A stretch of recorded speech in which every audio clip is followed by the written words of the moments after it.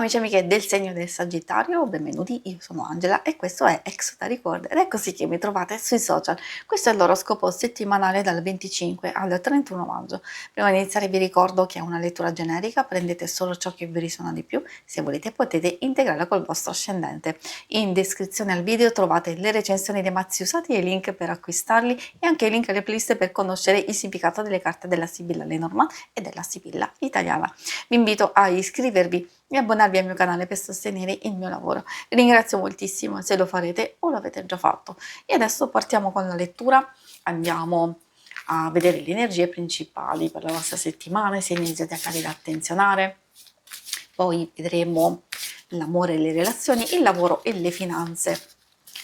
Come prima carta troviamo un buon inizio effettivamente, perché la carta della stella è concentrata su alcune dinamiche che sono abbastanza in movimento e possono essere positive e costruttive per il prossimo periodo, per il futuro. Ci consiglia proprio di fare attenzione ai nostri desideri, alle nostre idee, alle nostre azioni nel presente, perché quelli saranno determinanti.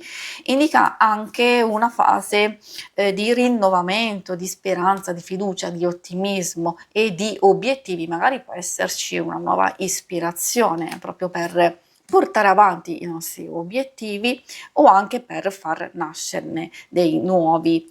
Troviamo la carta della falce, magari c'è un qualcosa che proprio ci serve per ricaricarci in queste energie di fiducia e di speranza, prima di tutto per andare a tagliare un ostacolo, a concludere magari un qualcosa che forse è diventato un po' estenuante, un po' difficile. Diciamo, semplicemente potrebbe essere anche una carta che ci sta dicendo finalmente possiamo tagliare quello che abbiamo fatto e quindi ottenere i nostri risultati, può esserci della soddisfazione, oppure se c'è qualcosa che va tagliato perché ci sta appesantendo, perché non sta funzionando, e questo è il momento giusto per farlo, perché c'è bisogno proprio di fare spazio, come abbiamo visto, a una nuova idea, a un'ispirazione, a un nuovo progetto, eccetera, e anche per far crescere, ecco, io direi anche a delle cose che state portando già avanti da un po' di tempo, magari c'è bisogno proprio di togliere quelle erbacce infestanti per far crescere e sviluppare ulteriormente un qualcosa che già avete a disposizione. I segni zodiacali da attenzionare sono principalmente quelli di aria, Gemelli, Bilancia e Acquario. Abbiamo anche un po' quelli di terra, Toro, Vergine e Capricorno. E adesso procediamo con l'ambito amore e relazioni. In questo ambito vediamo principalmente coppia single e poi alcune cose possono riferirsi anche alle amicizie, alla famiglia, quindi consiglio sempre di ascoltare per trarre le vostre indicazioni. Il rapporto costruttivo fiordaliso apre un po' la settimana nel verso giusto, quindi c'è positività, c'è intesa, ci sono anche magari delle belle situazioni da vivere. Nel corso della settimana, l'abbiamo visto anche con la presenza della falce, il rododendro porta un po' di chiusura o di introversione o freddezza, o anche, ahimè, delle pretese un po' eccessive, un po' di rigidità e di egoismo, forse anche un po' di ostinazione, tutte quegli atteggiamenti, quelle emozioni che possono bloccare. Potrebbe essere una fase passeggera, magari proprio perché vi state concentrando su un qualcosa che vi toglie tanta energia e vi dà tanto impegno da mettere appunto in altre situazioni, quindi potrebbe essere una cosa passeggera, sapete che dovete affrontarla nel miglior modo possibile e infatti poi troviamo a portare gioia e serenità, soprattutto anche una nuova fase di crescita e di evoluzione anche nei sentimenti, nelle relazioni più importanti. C'è un qualcosa di inatteso con questa carta, potrebbero essere anche nuove emozioni, nuove situazioni, circostanze favorevoli, forse nuovi progetti, eccetera, poi da sviluppare o da realizzare se si possono nell'immediato.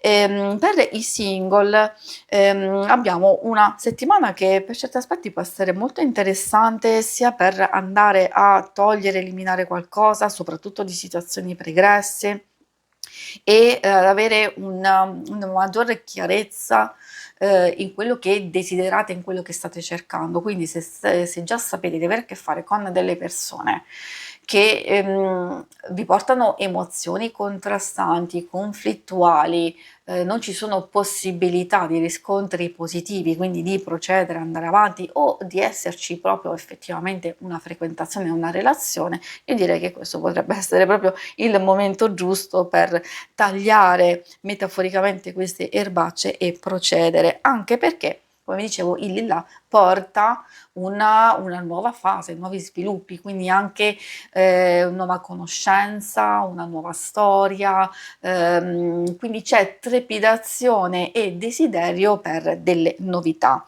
E adesso procediamo con l'ambito più pratico, quello delle finanze, del lavoro. Troviamo la carta della morte. Ecco, questa secondo me può fare riferimento, trovandosi proprio vicino alla falce, può indicare la conclusione, la chiusura, è vero, dolorosa, difficile di un periodo, di un percorso, proprio per trarre soddisfazione e benefici, o anche appunto qui perché c'è l'ottenimento, effettivamente lo sottolinea anche questa carta, quindi dovete capire bene in che situazione vi trovate, o fase proprio di conclusione per raccogliere soddisfazione e benefici, oppure in una fase dove si stanno portando avanti alcune cose e magari state valutando che c'è un blocco, c'è una restrizione, c'è qualcosa che non sta funzionando, proprio per ripartire meglio e alla grande bisogna cercare di andare nettamente a tagliare, e ci vuole proprio un cambiamento drastico proprio per portarsi immediatamente in una fase di evoluzione e di crescita. Ricordatevi, come vi ho detto sin dall'inizio, alcune cose che farete nel corso della settimana saranno determinanti per il prossimo futuro. Ecco perché ci sono, secondo me, alcune carte, alcuni consigli che vi proiettano in avanti, e soprattutto c'è l'arrivo di notizie, di novità, di contatti, forse anche proposte, iniziative buone e stimolanti, assolutamente da cogliere al volo. E questo vale proprio per tutti, per chi ha già il lavoro, per chi vuole fare dei grandi cambiamenti e per chi è alla ricerca. Ci sono appunto delle proposte veramente interessanti per voi. Si conclude qui la lettura, vi ringrazio per avermi seguita. Se volete, in alto a destra trovate il logo per iscrivervi al canale, mentre in basso trovate le schermate per vedere il vostro oroscopo mensile, il lunare e quindicinale. Alla prossima, vi auguro una buona settimana, ciao!